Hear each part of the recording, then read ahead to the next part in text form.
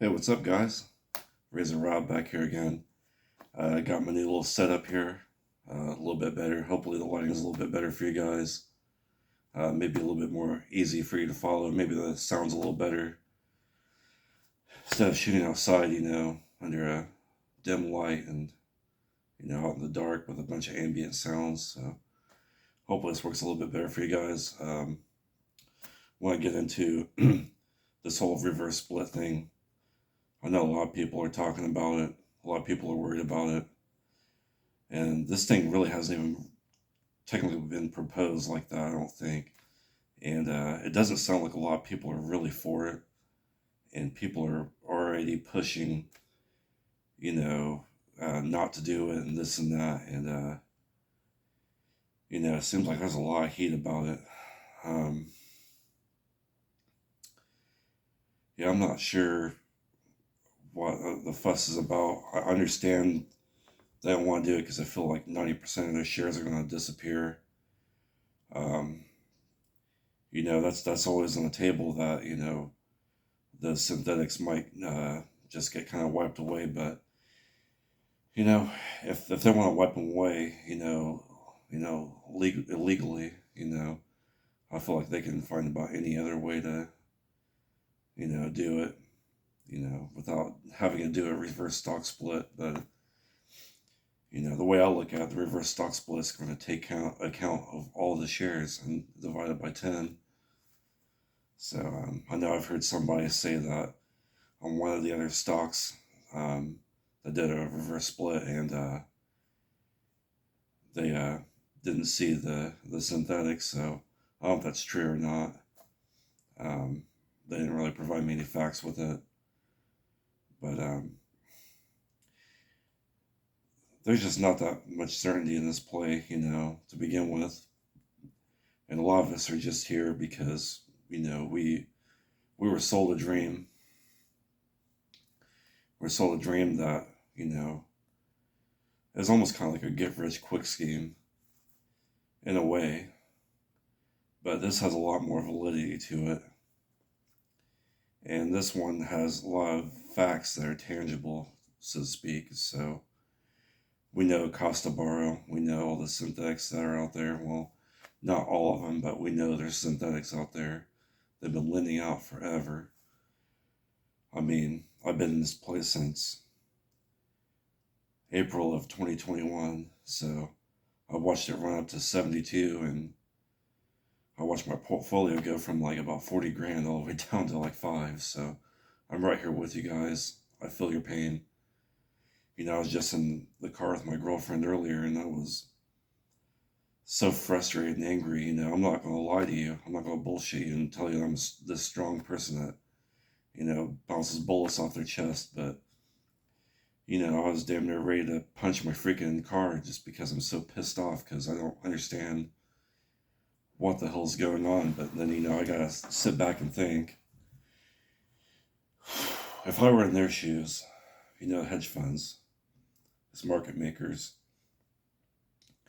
if I have hundreds of billions and trillions of dollars on the line, don't you think that I'm going to do every little thing I can to make you doubt yourself from taking my money, legal, illegal, whatever means I have, and I can hire the world's best psychologists and the best marketers and put out the worst articles to get you to sell and create these algorithms to mess with your psychological, your psyche, and just make you feel like you're worthless day after day, week after week, month after month, and now year after year. Um, if it meant my lifestyle, being able to buy $100 million mansions, islands, whatever. I mean, who knows what all their lifestyle, entails. But I was sure as hell probably try to do every last thing I could. And I mean, if it's illegal, who cares? I've done illegal stuff my whole life. If I'm them, Um, so, I mean, this is really just, I feel like it's a waiting game. I know it's really tough. It doesn't feel like it's a waiting game. I feel like we're always need to do something because we're waiting so long. We feel like waiting isn't the key. We need to get out there. We need to do something. And maybe that's not it. Maybe there are some things we can do, but um, I don't think that there's a whole lot of like proactive action besides, the waiting game. It sounds funny, but and I'm gonna tell you why I think this way because I mean, I bring up Warren Buffett a lot, but I really enjoy his content, because this guy's been trading for 60, 70 years, seen a lot of things. And he basically made a quote, and I know a lot of you have heard it. The stock market is a device for transferring wealth from the patient or from the impatient to the patient. And I hate to say this, but right now we're getting very impatient, and we've been very impatient, but we're getting increasingly more and more impatient. So I guess the big key takeaway here is um, who can outlast who. I know you hear a lot of these other YouTubers. I like a lot of them. They talk about uh, the cost to borrow, the short's interest. With this reverse stock split, I know a lot of us are not for it. Some of us are. Some of us are on the fence. Honestly, I'm not going to lie. I'm on the fence. I'm not really sure what the best move is. I'm just going to be honest with you. But all I can do is just kind of give you the best, information I have, inside my, common sense and knowledge and things. But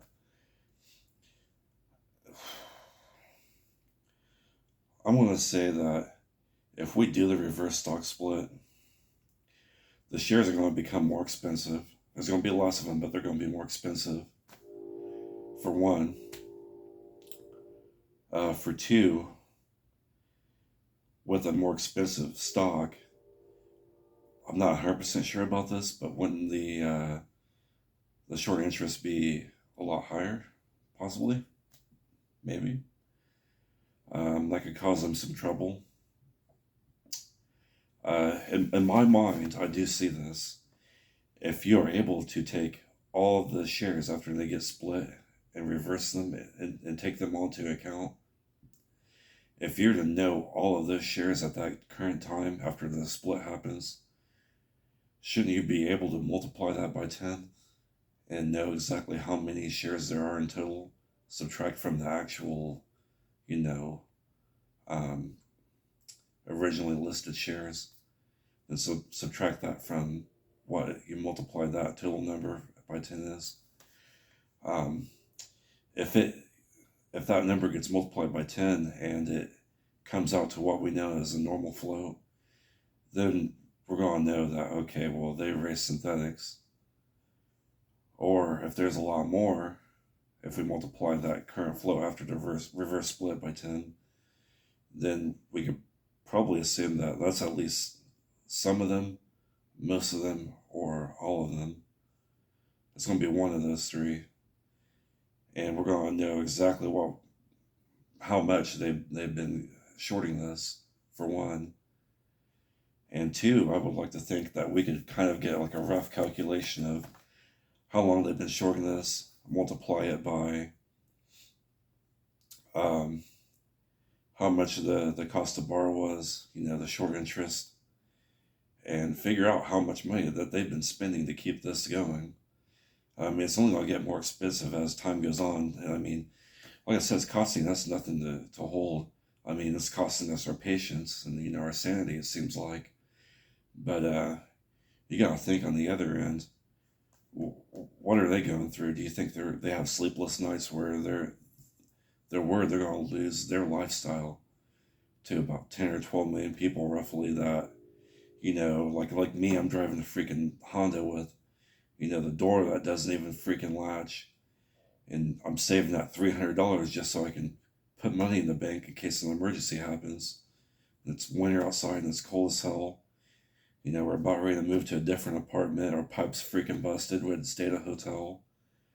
I mean, just all the shit that we have to go through as retail investors. Just remember that we have a future that we have on the line right now, and we need to really step back and ask ourselves if if some of us exit right now, if this reverse split happens and we give up, what are we really leaving on the table? And that's one point I want to mention too is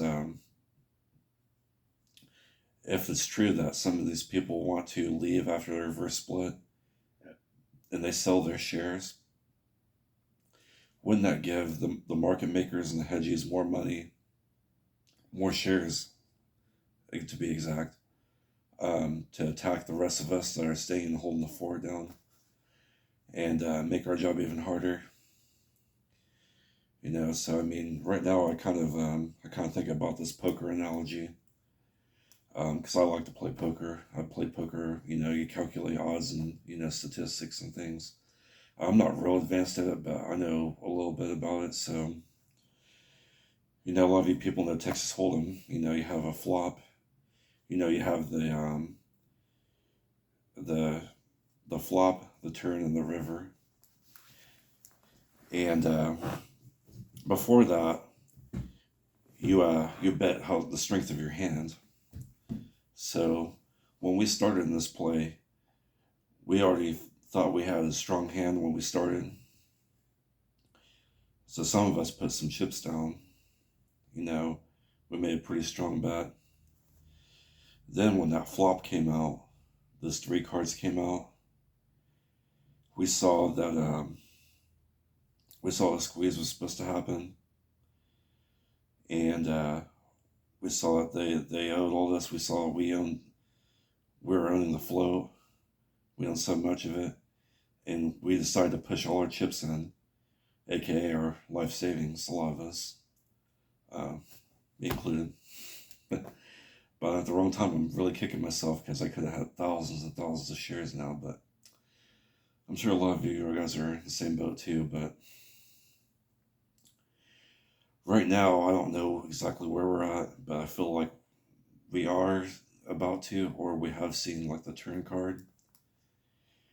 And I think we have. I think we know we have a strong hand, but I feel like they're our opponent and they are bluffing us with these articles, all these attacks and things, the algorithms. You know, a card came out and it's totally off, but they're trying to make us feel like they have a better hand. Maybe you're guessing that they have a flush and, you know, we just have a straight or something, you know, but maybe we're drawing, you know, close to a straight flush. I don't know. Just weird examples, you know. Maybe we got, you know, pocket kings and we're wondering if they have pocket aces, but, you know, we saw that they have, you know, trip aces there. Well, they got turn an ace, and maybe we got 3 kings and we're thinking that they got 3 aces because they're calling our bet and they're raising us, and you know, maybe they're drawing dead and they don't want us to, they want us force us out of the hand, I guess is what I'm saying. They don't want to come to the showdown because once they get to Fifth Street, or as MC Bigham calls it, you know, the, you know, 3, 6, 9, 12 type thing, where they're screwed. Tick tock, tick tock. I have noticed that it does seem like they are pushing a lot more. And the only thing I can say is when I see people, or in general, the more they try to vocalize or convince you that you've lost or they're not affected is the exact moment that they're actually fearing for themselves, because that is called a emotional defense mechanism psychology for you psychology people. Um, yeah, I see through that. I've never seen anything in stocks like that. I mean, I've only been in since the stock market since probably about 2017. But in that time, I've seen enough. I understand the market moves in ways for apparently no reason, and a lot of it's fear in the market or just options stuff like that.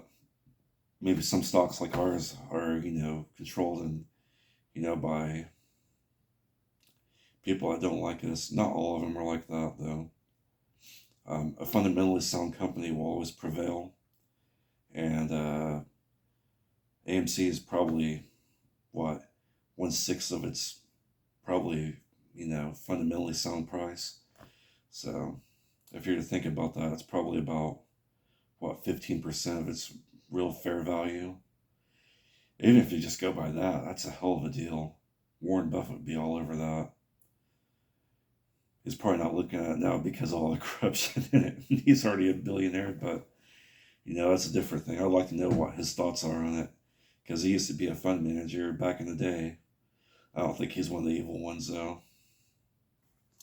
But I'll try to wrap this up though. I know this video is really long, but this one's organic too. I have a little thing here, bullet points I wanted to forget, not forget where I was at, but okay, so this thing may not even be voted for. A lot of us doesn't sound like they even want to do it. So if most of us don't even want to do it, it may not even get voted into action. They might just convert the ape into AMC, and we'll just have whatever shares of AMC that we had combined with ape. So that's cool. Again, I'm gonna mention again. I really don't feel like Adam Marin wants to screw us, and there's a reason why. If I'm him and I'm the CEO of a company and I thrive off of people, and the whole world is watching me, and let's say just for instance, I'm in the background, and I'm making deals with people that want to destroy my company, which I don't know why, unless there's something really in it for me. There better be something really good, especially because people are going to find out in the end. I'm not gonna sugarcoat it. I mean, if I screw millions of people out of their life savings, and I know I did that, I'd have to be a really psychologically disturbed person to be somewhat okay with that, and that'd have to be an absurd amount of money that I'm gonna get. And like I said in one of my videos, I think it was him and the board, at AMC, they're taking a wage freeze for this year. Adam Marin's not getting his $19 million this year. He's coasting through. He's like, dude, you know what? I'm holding with you. 2/3 of his shares, or his pay, is in shares. And he's holding with us. I mean, I just don't see it. I don't. I don't see the manipulation. I don't see the disingenuousness like in him. Just not going off. I've dealt with a lot of disingenuous people, narcissistic people that had those tendencies. Generally, they kind of like look around. They kind of have like a sly grin on their face, and they're always kind of making manipulative comments and stuff. And I don't. That's my personal opinion. I don't see it. But I'm not gonna go too big into that. But that's just my feelings.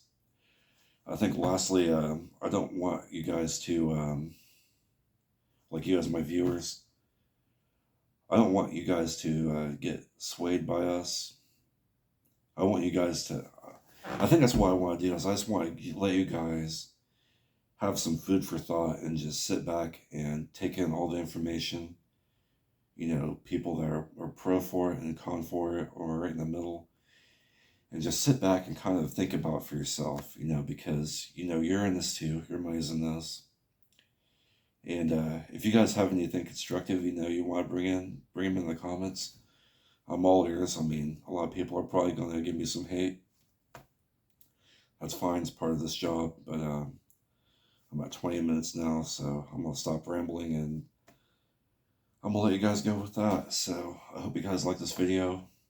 If you like this setup a little bit better, I'm probably going to do this a little more. I might move that light a little bit. So yeah, just kind of sleep on that tonight, guys. I got to get up early. So I'm going to check out Bill Biggins tomorrow night.